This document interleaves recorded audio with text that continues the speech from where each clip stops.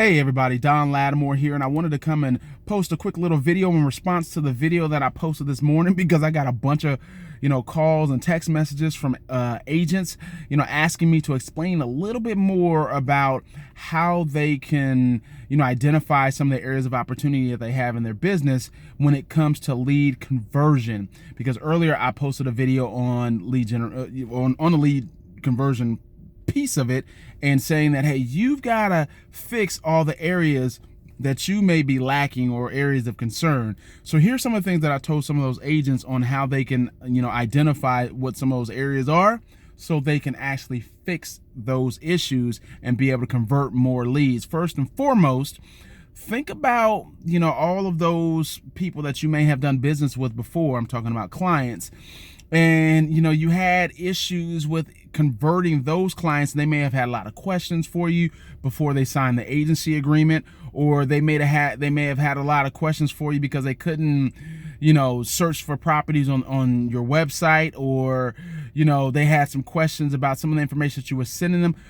Think about what's common from some of those past clients and some of the questions that they were asking you.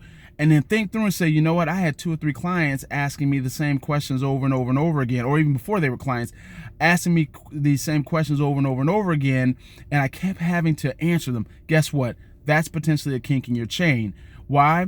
Because it may be an issue where you didn't explain something good enough. You didn't explain what your next steps will be or what they should expect. You see, we do this all the time on a Latimore group on a way for us to be able to get better.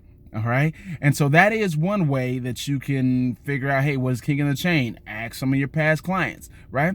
What I also like to do is think about, if you were a client, right? And walk yourself through, what does that process look like from, start to finish, right? Imagine you were that client, right? And you landed on your website. What should you expect next? So what I like to do is, especially if we're creating some new process, I'll go register myself again, right? I may take myself out of our database and then I'll re-register myself again just to see what the process flow is from a client perspective. And if I don't like what that process flow looks like, guess what? I know that there may be a potential kink in the chain right there, something that I need to fix. Right. So it's just as simple as you have to get into the mind frame of your ideal customer, the person that's going to land on your website, or someone who's going to be talking to you, and figure out the experience that they're going to go through. And that's what you want to start to fix. All right. Because all of those little things like that impact your lead conversion.